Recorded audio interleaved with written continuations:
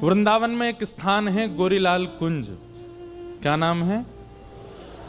हम यहाँ जिस दिन आए उससे 2 दिन पहले ही वहां होली गाने गए थे, ठाकुर जी को सुनाने। महाराज जी ने बुलाया था तो 1-2 फाग गा के आए। गोरीलाल कुंज की एक बड़ी गोपनीय बात है जो बहुत कम लोगों को पता है। वो ये है कि वहां प्रिया प्रियतम दोनों युगल बैठे। इधर देखो सब लोग, बहुत सावधानी से सुनो। युगल बैठे हैं। ठाकुर जी यहां विराजते हैं दाहिनी ओर, और बाम ओर में विराजती हैं किशोरी जी। अधिकतर मंदिरों में बाम अंगा में किशोरी जी विराजती। पर गोरीलाल कुंज में अलग दर्शन है। गोरीलाल कुंज में दाहिनी ओर किशोरी जी वंशी हाथ में लेकर के, मुकुट पहन करके और ठाकुर जी की तरह पीतांबरी पहन के किशोरी जी खड़ी हैं, और बाम अंग में चुनरी ओढ़ करके नथनी पहन करके ठाकुर जी खड़े हैं। विपरीत श्रृंगार में प्रिया प्रियतम खड़े हैं। इसीलिए वहां कारे लाल नहीं है। क्या नाम है? गोरीलाल। लाल कैसे हैं? बोले पूरे विश्व में तो सांवरे हैं, कारे हैं, पर यहां पे कैसे हैं? बोले गोरे हैं। इसीलिए स्थान का नाम है गोरीलाल। क्यों? लाला है ही नहीं, किशोरी जी हैं। विपरीत श्रृंगार में प्रिया प्रियतम खड़े हैं। तो हम जब अभी वहां गए थे होली गाने, तो मैंने कही पूरे ब्रजमंडल में गाते हैं रसिया को नार बनाओ। मैंने बाकी जगह तो नार बनाना पड़े, गोरीलाल कुंज में तो बनो ही बैठो है। वहां तो चुनरी वारी बन, और आज से नहीं सदियों से ठाकुर जी वैसे ही बैठे किशोरी जी के रूप में वहां ठाकुर जी। और एक और रहस्य पता चला इस बार। श्री जी का जो स्वरूप होता है वो ठाकुर जी से न एक छोटा ही होगा। ठाकुर जी ने एक बड़े, श्री जी ने एक छोटी। तो मैंने कही श्री जी तो बड़ी लग रही है। बोले बड़ी ना है, नीचे पीतांबरी में छुपा रखी है, चौकी पे खड़ी कर रखी है कि लाला तिने ऊंची है जाए। चौकी पे खड़ी है। कभी अवसर मिले वहां दर्शन करने जाना।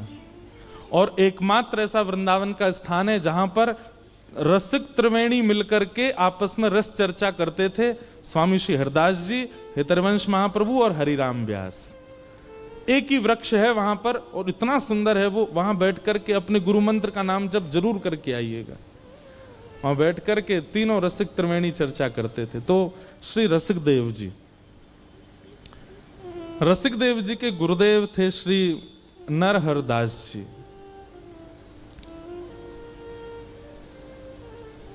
नरहरदास जी श्री गोरीलाल कुंज, गोरीलाल ठाकुर जी की सेवा श्री नरहरदास जी करते थे।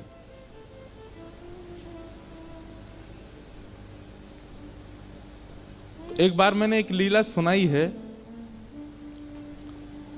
कि एक बार श्री गोरीलाल कुंज में एक लीला हुई। और लीला कैसी हुई कि ठाकुर जी को दूध भोग पधराया गया, और दूध भोग पधरा के पर्दा करके आचार्य चरण बाहर आ गए। लेकिन जैसे ही थोड़ी देर बाद पर्दा हटा के दूध भोग उठावे गए तो भीतर कहा देखो पूरा दूध इचटो पड़ो है। इचटा, इचटो समझे? ऐसे जैसे पिचकारी से ऐसे पूरा ऊपर नीचे पीछे आगे सब जगह दूध फैला पड़ा है। और ठाकुर जी और किशोरी जी दोनों दूध में नभे हुए हैं, छोटी छोटी बिंदु उनके मुखमंडल पर। तो आचार्य चरण ने विचार किया, अरे है सके कि गर्भगृह में कोई चूहा आएगो होगो, कोई और जीव आएगो होगो, वाने दूध गिर दियो होगो, वही तो फैल गयो। ऐसा सोच के उन्होंने साफ सफाई सब व्यवस्थित किया, चले गए। लेकिन रात्रि में जब सोए तब ठाकुर जी ने वास्तविकता बताई। बोले कोई चूहा ना आयो तो का भयो? बोले किशोरी जी दूध में दूध भर के पी रही, और जैसे ही पी में सोई मोते कहें अरे या दूध में तो कुछ पड़ो है। ठाकुर जी बोले मोह दिखाओ। तो ठाकुर जी देखें, अरे श्री जी यहां में कछु ना है, पियो। श्री जी जैसे ही पीने लगे फिर ना ना यहां में तो कुछ पड़ो है। ठाकुर जी झांक के देखें, अरे यहां में कछु ना है श्री जी, पियो। श्री जी फिर अरे ना ना यहां में कछु पड़ो है। तो ठाकुर जी बोले मोह तो दिखना रहो। बोले ये जब आप देखो तब ना दिखे, जब मैं पीवो शुरू करूं तभी दिखे। तो ठाकुर जी बोले रुको, आप मुख से लगाओ और मैं आपके गाल ते गाल छुपा के मैं देखूंगा काया में। तो जब किशोरी जी ऐसे पी रही तो ठाकुर जी यहाँ गाल से गाल लगा के वहां में झांक रहे हैं दूध में, तभी कहा देखो कि किशोरी जी की जो नत बेसर है वहां में एक लाल मणि लग रही है, वो चमक रही भीतर। ठाकुर जी बोले अरे श्री जी आप तो बड़ी भोरी हो, या में कछु पढ़ो ना है, ये आपकी नत बेसरी चमक रही है। तो या बात को सुनकर के श्री जी को इतनी जोर की हंसी आई कि पूरे मुंह पे धरो जो दूध हो वो उछट गए हो। तो लाल जी भी दूध में है गए, श्री जी दूध में है गई, पिछवाई दूध में है गई, सब दूध में है गए। और ये लीला स्वप्न में देखते ही आचार्य चरण रोने लगे। आहा, मैंने तो सोची कोई चूहा आएगा होगा भीतर, लेकिन पता चली यहां तो प्रिया प्रीतम की दिव्य लीला भी। बंधुओं, ये भी एक भक्ति भाव है। आपके ठाकुर जी की सेवा में अगर कुछ ऐसा होता है जैसे कोई सामग्री गिरी पड़ी मिली या कुछ इधर उधर हुआ मिला, तो आप लोग विचार पहला यही करते हैं कि यहां चूहा ही होगा या कोई ऐसी वस्तु, कोई छोटा जीव आगे होगा। नहीं, भक्ति भावना यदि चित्त में विश्वास प्रगाढ़ होगा ना, तो वो ठाकुर जी की लीला ही हुई होगी, वो आपको उसका अनुभव हो जाएगा। तो नरहरदेव जी गोरीलाल ठाकुर जी की सेवा करते थे और गोरीलाल कुंज के मुख्य अर्चक। कई सारे शिष्य थे उनके, उन्हीं शिष्यों में एक थे श्री रसिक देव जी, जिनका पद अभी हम लोगों ने गाया। तो नरहरदेव जी के मन में आता तो था कि मैं गोरीलाल ठाकुर जी की सेवा रसिक देव को दे दूं, लेकिन उनके मन में आया कि पहले परीक्षा ले लूं, ये वास्तव में योग्य है कि नहीं सेवा के। बहुत सुंदर लीला है। तो नरहरदेव जी ने क्या किया, अपने दूसरे शिष्य को बुलाया और कई 2-3 शिष्यों को बुला करके कहा, बोले सुनो, कल से तुम लोगों को एक अभिनय करना। अभिनय मतलब नाटक। कैसा नाटक? बोले जबरदस्ती की शिकायतें लेके आनी है रसिक देव की मेरे पास। कभी अपना कोई वस्त्र फाड़ देना और मुझसे आके शिकायत करना, रसिक देव जी ने फाड़ दिया। कभी कोई सामग्री गिरा देना, कह देना रसिक देव जी ने। तो सब बोले गुरुजी ऐसा क्यों? बोले जैसा हम कह रहे हैं वैसा करो, हमको परीक्षा लेनी है रसिक देव की। और दूसरे दिन बेचारे रसिक देव जी तो बड़े सीधे थे, बहुत सौम्य, बहुत सरल सीधा स्वभाव उनका। लेकिन गुरुदेव परीक्षा लेने पर आए और वो भी बिल्कुल फेंट कस के आए कि ऐसी परीक्षा लूंगा। देखो, भाग्य मनाइए कि ठाकुर जी की सेवा आपको सरलता में प्राप्त हो गई। किसी काल में गुरुदेव इतनी परीक्षाएं लेकर के ठाकुर सेवा देते थे। आजकल तो दीक्षा भी बहुत जल्दी मिल जाती है। गुरुदेव के पास गए, हमको आपसे दीक्षा लेनी है, गुरुजी भी तैयारी बैठे, आओ ले जाओ। कल रात्रि हम एक घर पर गए तो वहां हमने एक बात कही कि पढ़ाई पूरी करके डिग्री ली जाती है कि डिग्री पहले लेके पढ़ाई की जाती है? बताओ। पढ़ाई पहले की जाती है ना, इसलिए पहले सत्संग खूब करो, जीवन में खूब श्रवण करो, खूब संत जनों की सेवा करो, खूब वृंदावन की सेवा करो। और उसके बाद जब तुमको लगे कि हां अब हम थोड़े पवित्र हृदय के हैं, तब गुरु दीक्षा लो। गुरु जी तो मना करेंगे नहीं, पर आपको विचार करना चाहिए, आप योग्य हो गए? क्या आप गुरु आज्ञा का पालन करने लायक बन चुके हो अब? तो नरहरदेव गुरुदेव ने मन बना लिया कि रसिक देव की हमको परीक्षा लेनी है। और दूसरे दिन वही हुआ। अब कभी एक शिष्य आता, बोले गुरुजी देख लीजिए, रसिक देव जी को समझा लीजिए, इन्होंने जो है हमारा वस्त्र फाड़ दिया। और रसिक देव जी वहीं बैठे थे।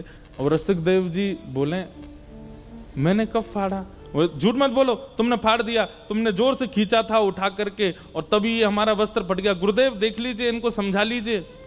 लेकिन रसिक देव जी का स्वभाव ऐसा था, हो सकता है गलती से हमने कर दिया हो, हम भूल गए, हमने कब किया याद नहीं आया, गुरुदेव क्षमा प्रार्थी हैं, अब नहीं करेंगे।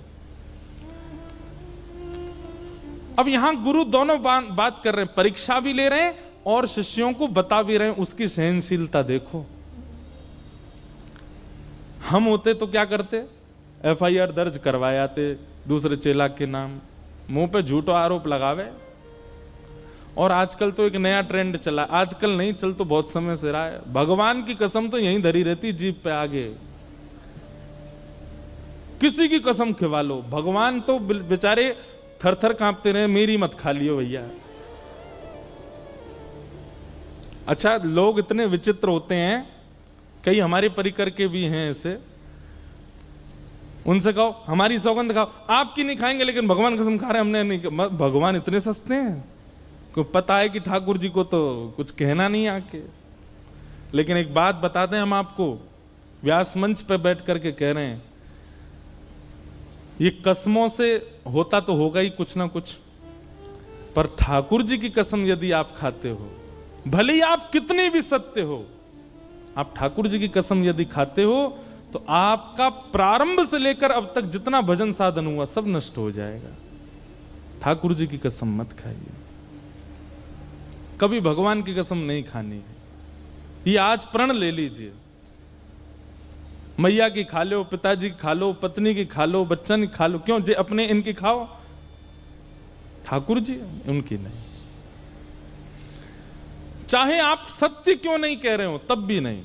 वो बात अलग है कि जब कोर्ट में जाते हैं तो फिर वहां तो फिर वही दरवाई दिए जाते हैं हाथ, वहां भी झूठ बोलते हैं लोग, गीता जी पे हाथ धर के भी झूठ बोल देते हैं।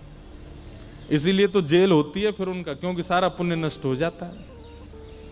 तो रसिक देव जी का स्वभाव कैसा, उन पर झूठा आरोप लगाते हैं। गुरुदेव देखिए ये ऐसा करता है, रसिक देव जी बोले गलती से हो गया होगा, किया नहीं है रसिक देव जी ने, लेकिन कह रहे हैं ये कह रहा है तो सत्य ही होगा, कर दिया होगा मैंने, गुरुदेव क्षमा प्रार्थी, अब नहीं करूंगा।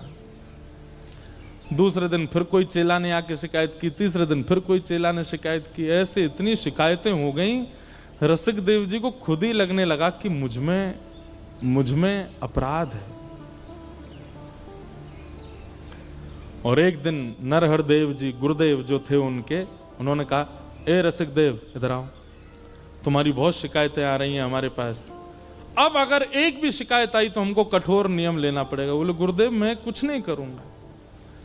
रसिक देव जी कुछ नहीं करते, सुबह स्नान करके एक कोने में खड़े रहते, भैया मुझसे पता नहीं कब अपराध बन जाता है, आज मैं कुछ नहीं करूंगा। उस दिन पूरे दिन कुछ नहीं किया, उस दिन भी गुरुदेव पे एक शिकायत पहुंच गई, देखिए रसिक देव जी ने हमारी ऊपर ना उठा के जो है मट्टी में फेंक दिया। गुरुदेव ताम्र वर्ण, आंखें लाल, मुख लाल, बोले रोज तुम्हारी शिकायत आती है, रोज सब आके तेरी शिकायत करते हैं, तो एक काम कर आश्रम से निकल जा।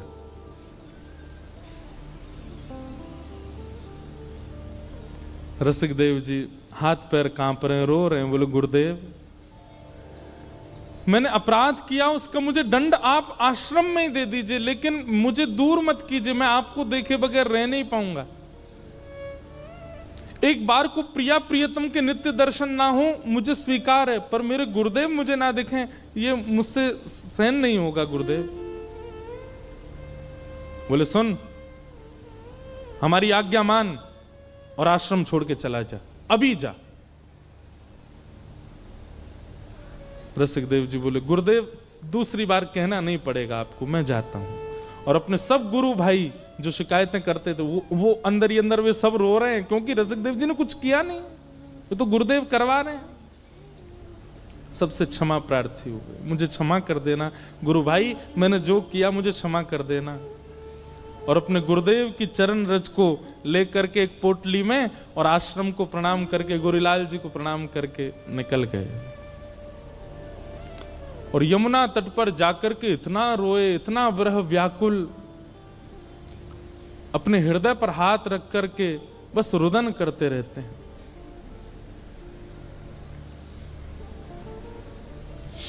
एक दिन, 2 दिन, 3 दिन बीत गए, भोजन अन्न जल कुछ ग्रहण नहीं किया।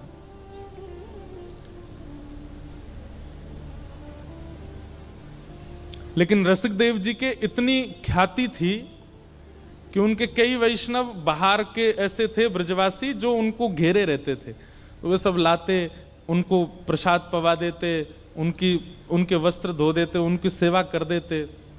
पर रसिक देव जी व्याकुल पड़े रहते, मेरे गुरुदेव ने मुझे दूर कर दिया अपने से।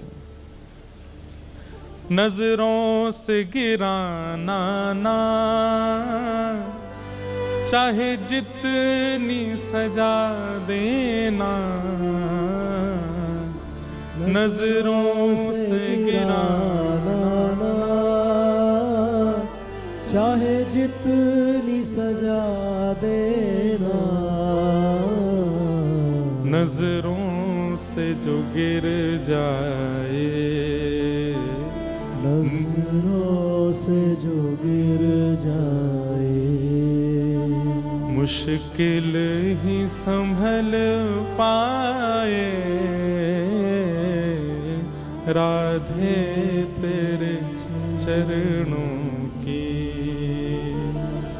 श्यामा तेरे चरणों की, गर धूल जो मिल जाए, सच कहता हूँ मेरी तकदीर बदल जाए,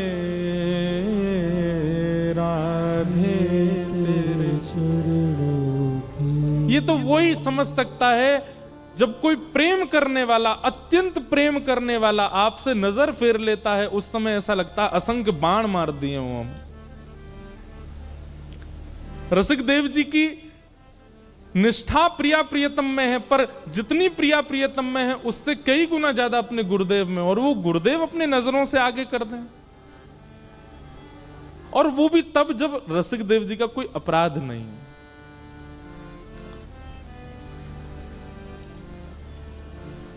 चले गए वृंदावन तट, यमुना तट पर बैठे हैं। कुछ दिन लगे उनको ठीक होने में, संभलने में।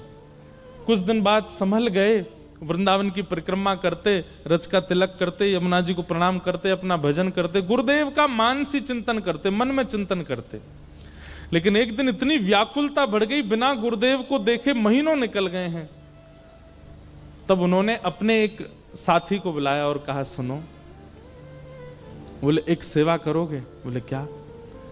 मेरा नाम मत लेना, पर तुम जाओ और गुरुदेव से जाके निवेदन करो कि गुरुदेव स्नान करने के बाद जो उनके पुराने वस्त्र होते हैं ना, वो तुम्हें दे दिया करें। तुम ऐसा कहना कि तुम धो के सुंदर उनको इत्र आदि लगा करके स्वच्छ करके गुरुदेव को दे दोगे, पर तुम लाके मुझे दे दिया करना। मुझे एक सेवा तो गुरुदेव की मैं यहां बैठे बैठे करूं।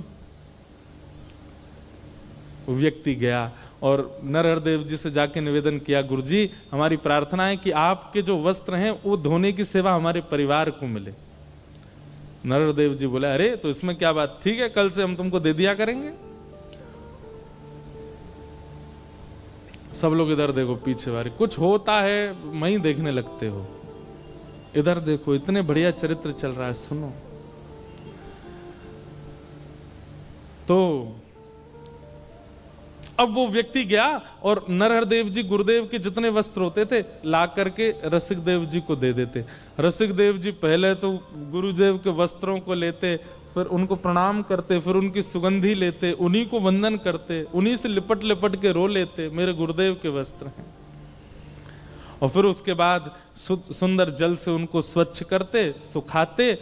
वही उनकी सेवा, नाम जप और गुरुदेव के वस्त्र धोना, यही उनकी सेवा थी।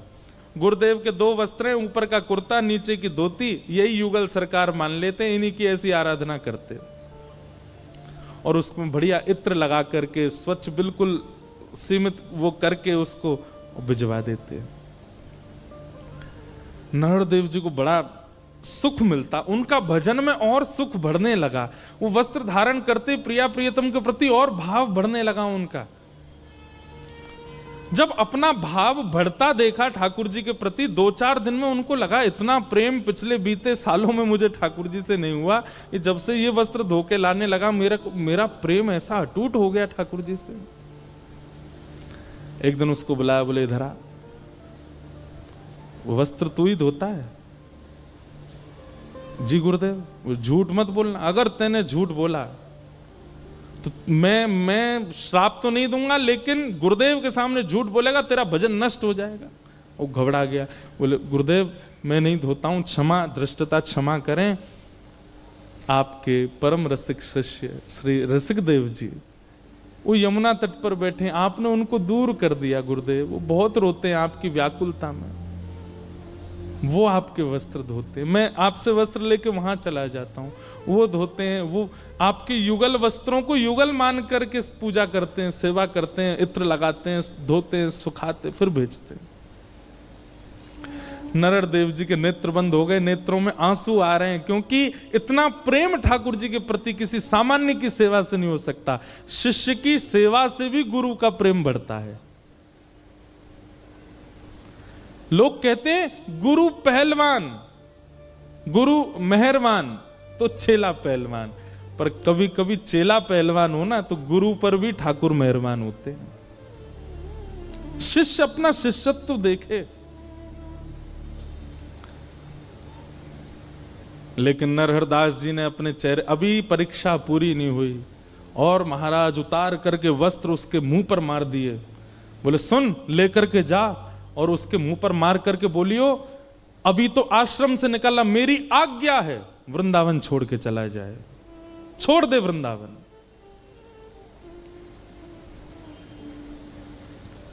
वो घबरा गया, बोले गुरुदेव ऐसा मत। बोले नहीं तो तुझे भी निकाल दूंगा, जाकर के कह दे उसको वृंदावन छोड़ के चला जाए। परीक्षा की पराकाष्ठा। एक बात तो स्पष्ट हो गई भैया इस भक्त चरित्र में कि बिन परीक्षा प्रेम लक्षण चित्त में प्रकट होगा नहीं। और हम परीक्षाओं से डरते हैं, हम परीक्षाओं से भागते हैं, परीक्षाओं से बचते हैं।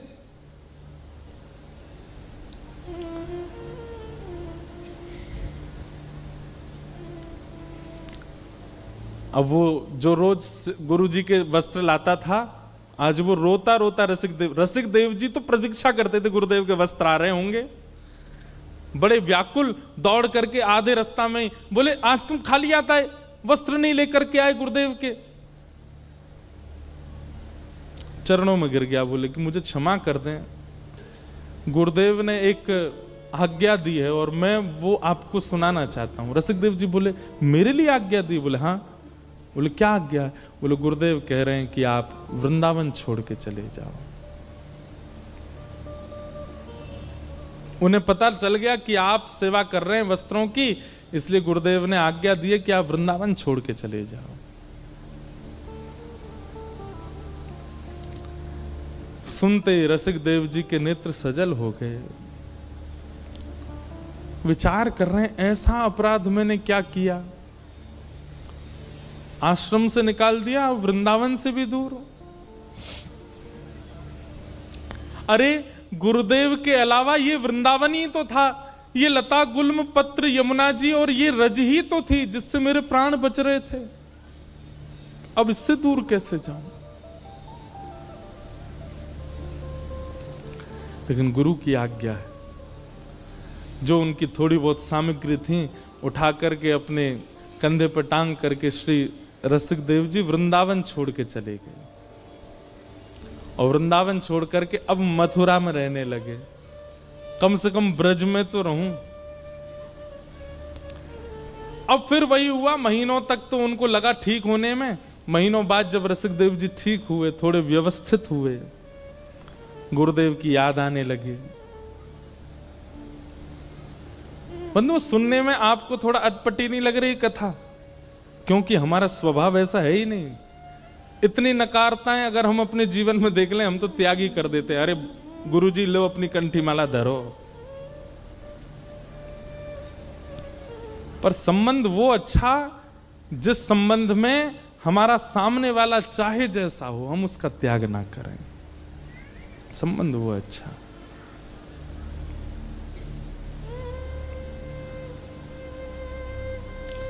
रसिक देव जी मथुरा में रहने लगे। कुछ दिन बाद थोड़े ठीक हुए तो ठीक होकर के अब सोचने लगे गुरुदेव के दर्शन तो कर नहीं सकता, वस्त्र भी छू नहीं सकता, कैसे क्या करूं। लोग बाग आते थे रसिक देव जी से मिलने, दान दक्षिणा चढ़ाते थे। रसिक देव जी सब इकट्ठी करते, पहले तो लेते ही नहीं थे लेकिन फिर इकट्ठी करने लगे। और इकट्ठी करके महीना में जितनी दक्षिणा इकट्ठी होती, किसी सेठ को बुलाते मथुरा के और सेठ से कहते सुनो वृंदावन में गोरीलाल कुंज है ना, वहां जाना और वहां के जो श्री महाराज जी हैं उनको अपनी तरफ से, मेरा नाम नहीं लेना, अपनी तरफ से निवेदित कर देना, कह देना ठाकुर जी की सेवा के लिए कुछ दक्षिणा है। सेठ जाता, सेठ गया, जाकर के महाराज खूब सारा धन, जैसे ही उसने नरहरदेव जी को प्रणाम, बोले ठाकुर जी की सेवा के लिए, उत्सव के लिए थोड़ी राशि है महाराज जी, स्वीकार करो। महाराज जी बोले अरे वाह भैया बढ़िया, अब चलो महाराज ठाकुर जी का बढ़िया उत्सव करेंगे हम इससे। और धन ले लिया, धन लेकर के खूब सुंदर उत्सव किया। उत्सव हुआ वृंदावन में, और विश्राम घाट मथुरा में नाच रहे थे श्री रसिक देव जी की आज ठाकुर जी का उत्सव हो रहा है, मेरी सेवा कैसे भी गुरुदेव स्वीकार तो कर रहे हैं। रसिक देव जी को अब तो चाव होने लगा, जो भी आकर के कुछ देता सब इकट्ठा करते, और इकट्ठा करके फिर उस सेठ को बुलाते, बोले सुनो ये इस महीने गुरुदेव को दे आओ। 2-3 बार सेवा आ गई वृंदावन, चौथी बार नरहरदेव जी के मन में आई, बोले बहुत बड़ा दानवीर नहीं बनना है ये, महीना भर की सबरी कमाई ला करके और यहाँ चरणों में अर्पित कर देता है, ये सेठ इतना बड़ा दानी, इसके चित्त में इतना दान कहां से आ गया। सेठ लोग तो 1 साल में 1 बार दान करते हैं, 10 साल तक गाते हैं, ये हर महीने आ जाता है लेकर के। नरहरदेव जी ने कहा ए सुने धरा सेठ, ये धन तुम्हारा है? बोले जी। उसको भी सौगंध दे दी, बोले देख तेरा नाश हो जाएगा, ऐसा हो जाएगा, मुझसे झूठ मत बोलना, सत्य बताइए धन किसका है? सेठ जी घबरा गए, बोले आपके शिष्य श्री रसिक देव जी वो मथुरा में हैं, महीना में जितने उनके पास शिष्यगण आते हैं, जो भी कुछ चढ़ाते हैं सब इकट्ठी करके मेरे हाथ भिजवा देते हैं। ताम्र वर्ण हो गया, लाल पड़ गई आंखें गुरुदेव की, और उठा करके सारा धन फेंक दिया उसके ऊपर, और कहा लेकर के जाओ इसको, और जा करके उसके मुंह पर मारना। उसको आश्रम से निकाल दिया, वृंदावन से निकाल दिया, अब भी पीछा नहीं छोड़ता है, कुछ ना कुछ करके यहां भेजता रहता सामग्री, क्या दिखाना चाहता है। और उसको आज्ञा देना, यदि गुरु के प्रति निष्ठा रखता है तो अब ब्रज छोड़ के चला जाए।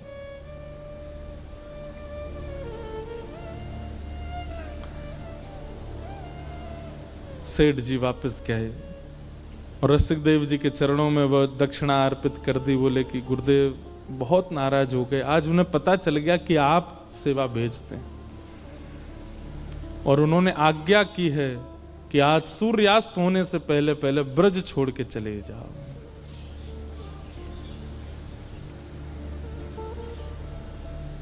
रसिक देव जी व्याकुलता की पराकाष्ठा पार हो गए, अपनी सामग्री सब उठाई और तुरंत निकल गए वृंदावन ब्रज छोड़ करके, और ब्रज छोड़ करके अपने जन्म स्थान बुंदेलखंड के पास मध्य प्रदेश में पहुंच गए और वहीं रहने लगे। अब ना तो सेवा कर पाते हैं, ना सेवा पहुंचवा पाते हैं, कुछ नहीं करते, केवल वहां बैठे बैठे मानसी में गुरु का स्मरण करते हैं नित्य, अपने गुरुदेव का त्याग नहीं किया। नित्य मानसी में प्रिया प्रियतम और प्रिया प्रियतम के चरणों में बैठे गुरुदेव, और इन तीनों की उपासना करते हैं श्री रसिक देव जी महाराज। अब तो वर्षों बीत गए, वृंदावन देखा भी नहीं रसिक देव जी ने। कुछ वर्ष बाद श्री नरहर देव जी बुंदेलखंड यात्रा पर गए, और जैसे ही बुंदेलखंड यात्रा पर गए तो पूरे बुंदेलखंड के वैष्णव समाज इकट्ठा हो गया, सबने खूब स्वागत किया। इतने बड़े रसिक संत आए हैं वृंदावन से। कुछ लोगों ने जाकर के श्री रसिक देव जी से कहा, बोले आपके गुरुजी आए हैं बुंदेलखंड, आप वृंदावन नहीं जा सकते, आपको अधिकार नहीं है, कम से कम यहां उनका दर्शन कर लीजिए, वो नगर भ्रमण पर निकले हैं, आप बाहर आ जाइए ना, हम लेके चलते हैं, आप दूर खड़े होकर ओट में से दर्शन कर लेना। रसिक देव जी रोने लगे, हाथ पांव चलाने लगे, बोले मेरा मन तो बहुत है कि मैं गुरुदेव को एक बार देख लूं, लेकिन मुझे भय इस बात का कहीं उन्होंने मुझे देख लिया तो वो प्रसन्न मुद्रा में होंगे, हंस रहे होंगे, कहीं मुझे देख करके उदास ना हो जाएं, दुखी ना हो जाएं, मेरे मुख से कहीं उनके चित्त पर मलिनता ना आ जाए। सुनो, तुम जाओ और गुरुदेव को देखना, उनकी रूप माधुरी का दर्शन करना, और उनके नेत्र कैसे लग रहे हैं, नासिका कैसी, कान कैसे, चरण कैसे, और जो वो चल के चले जाएं उनकी रज ले आना। ऐसी गुरु निष्ठा ये केवल सुन लीजिए, आज तो देखने में मिल भी नहीं सकती। हम जब जाते हैं तो सब हमको प्रणाम करते हैं, जय श्री कृष्ण करते हैं, वहां जाते हैं सब वैष्णव खड़े हो गए, कोई कुछ लाते हैं, कुछ इतना सब स्नेह देते हैं, पर बुरा नहीं मानिएगा। कल कोई यहां पर आकर के कह दे महाराज जी कल रात को पी रहे थे, तो आप लोग एक क्षण नहीं लगाओगे, भले ही वो बेचारा ये कहना भूल जाए कि चाय पी रहे थे, इतने में ही आपकी निष्ठा नष्ट हो जाएगी। ये संसार का स्वरूप है। मैं और आप तो आज इस स्थिति में कि हम केवल ये 4 घंटा बैठ के चर्चा कर लें, इतना ही बहुत है, इसके अलावा हमसे कुछ होना नहीं है। हम यहां से जाके भी कुछ गलती करेंगे और यहां आते हैं तब भी कुछ गलत करके ही आते हैं। ये रसिकदेव जी की निष्ठा, ऐसी निष्ठा जीवन में नहीं आ सकती हमारे चित्त में। अपने परिकर से बोलते हैं जाओ, गुरुदेव के नेत्र कैसे हैं, गाल कैसे हैं, कान कैसे, नासिका कैसी, और जब वो चल के चले जाए ना उनकी चरण रज ले आना, मुझे बताना। परिकर जाता है, आकर के बताता, बोले गुरुदेव के बाल थोड़े से पक गए, गुरुदेव के नेत्र ऐसे हैं, गुरुदेव थोड़े वृद्ध हो गए, धीमे धीमे चलते हैं। सुन करके श्री रसिकदेव जी रोने लगे, और रज जैसे ही आई माथे से लगाई, कंठ पर लगाई, मुख में धारण कर ली मेरे गुरुदेव के श्री चरणारविंद। चित्त से लगा करके पूरी रात चिंतन करते रहे। अब तो रसिकदेव जी की ऐसी स्थिति हो गई कि रसिकदेव जी अपनी कुटिया में बैठते हैं और नेत्र बंद करके अपने गुरुदेव का स्मरण करते हैं। वहां गुरुदेव के साथ क्या घटना होती है वो रसिकदेव जी को यहां बैठे बैठे दिखने लग जाता है।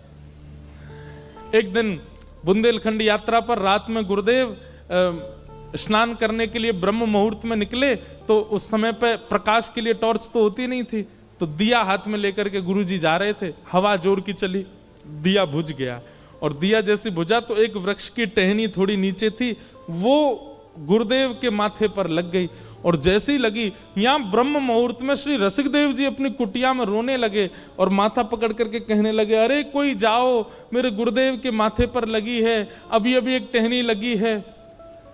रसिकदेव जी के परिकर ने उनका हाथ जैसे दूर किया तो चोट लगी गुरुदेव को, पर रक्त निकला श्री रसिकदेव जी के। ऐसी स्थिति।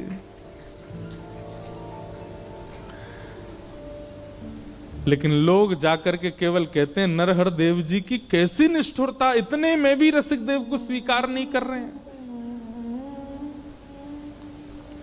किसी ने जाकर के ये घटना सुना दी कि गुरुदेव आपके माथे पर लगी थी कल। बोले तुम्हें कैसे पता, मेरे साथ तो कोई था नहीं। बोले भगवान, आपका एक शिष्य बैठा है यहां से थोड़ी दूरी पर, आपके साथ कुछ भी घटना होती है उसे पता चल जाता है। परसों आपको एक बूढ़ी मैया ने गर्म दूध पिला दिया था, आपका मुख जल गया था। बोले हाँ, जला आपका मुख, छाले पड़े रसिकदेव जी के। बोले उसको स्वीकार कर लो।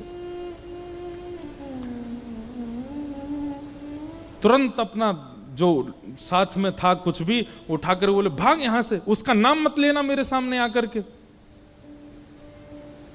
अब तो रसिकदेव नरहर देव जी के संग रहने वाले जो और शिष्य थे ना, उन सबको लगने लगा हमारे गुरुदेव की बुद्धि को क्या हो गया है।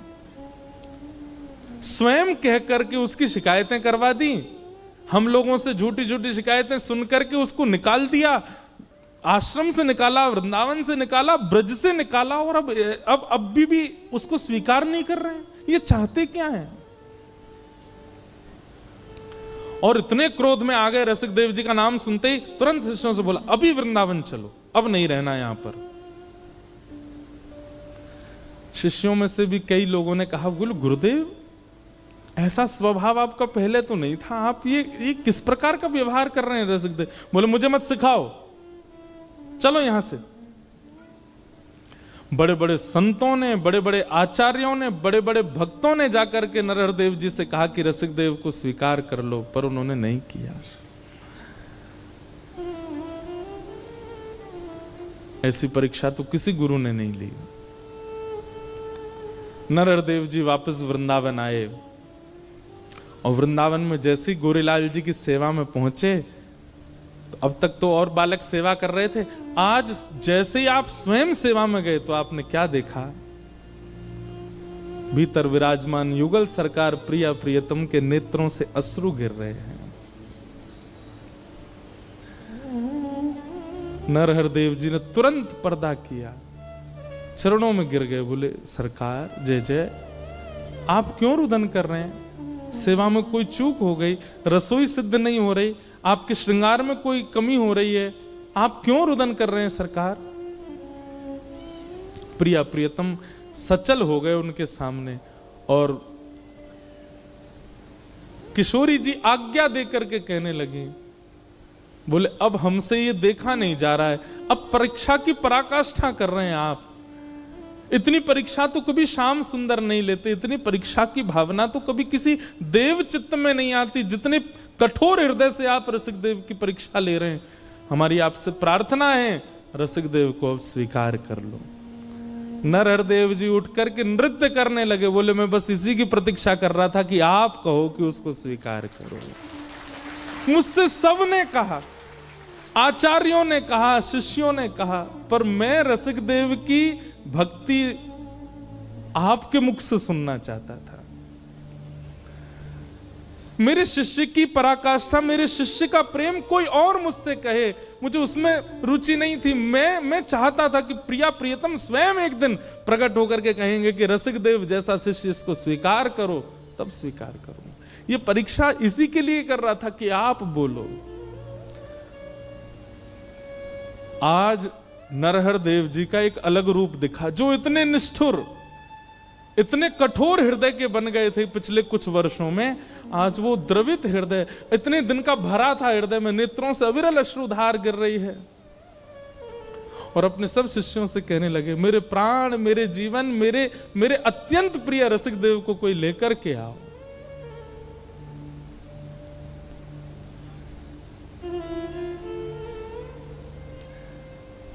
शिष्यों ने जाकर के श्री रसिक देव जी को कहा, बधाई हो गुरु भाई, श्री गुरुदेव आपको वृंदावन बुला रहे हैं। और ये शब्द सुनने के लिए रसिक देव जी के कान तरस गए थे कि मुझे गुरुदेव पुकारे। पैदल ही निकल पड़े बुंदेलखंड से, रोते बिलखते श्री रसिक देव जी आए वृंदावन। और जैसे गोरीलाल कुंज में आकर के श्री गुरुदेव को आज वर्षों बाद देखा, लिपट गए एक दूसरे के अंक से। यहां दोनों का मिलन हो रहा है और भीतर प्रेमाश्रु पुलकित हो रहे हैं श्री श्यामा श्याम के नेत्रों से अविरल अश्रुधार। कभी कभी सिर पर हाथ फेरते हैं, कभी हृदय से लगाते हैं, कभी माथे को चूमते हैं गुरुदेव। बोले रसिक देव तेरी बहुत परीक्षा ली मैंने, लेकिन तेरी निष्ठा की बलिहारी, एक बार भी तेने मन में मेरे प्रति कोई दुर्भाव नहीं रखा। आज अपने जीवन की जमा पूंजी, अपने समस्त रसिक जनों की जमा पूंजी और मेरे प्राण आधार तुझे हम उपहार में देंगे। और रसिक देव का हाथ पकड़ करके श्री गोरीलाल ठाकुर जी के चरणों में रख दिया। बोले आज से तेरे जीवन यही है, क्योंकि वृंदावन से निकाला मैंने है और वृंदावन बुलाया इन्होंने है।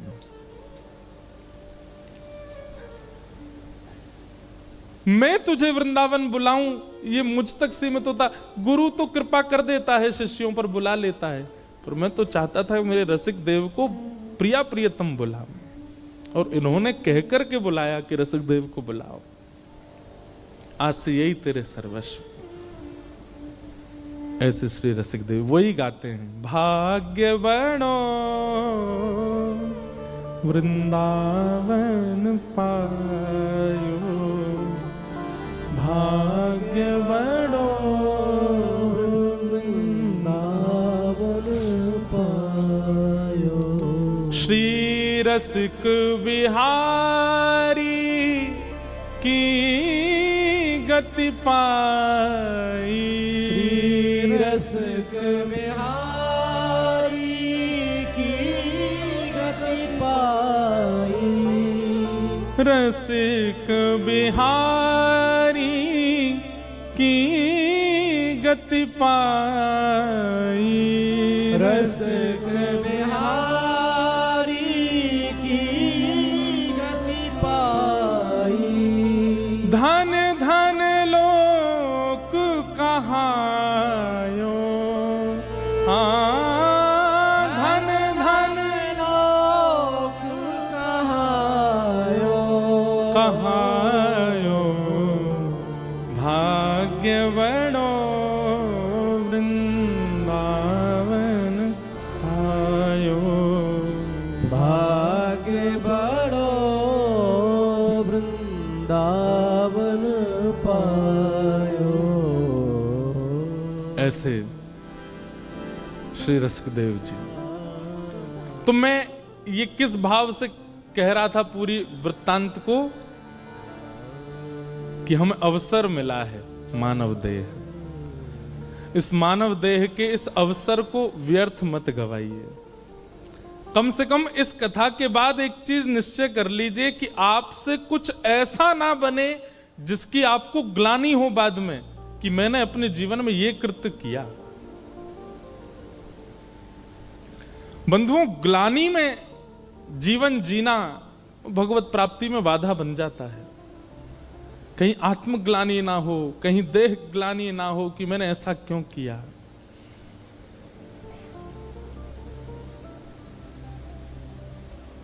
ये तो थी रसिकदेव जी की वाणी, लेकिन एक भाव हमारे लाल जी ने लिखवाया है वृंदावन के प्रति कैसा होना चाहिए।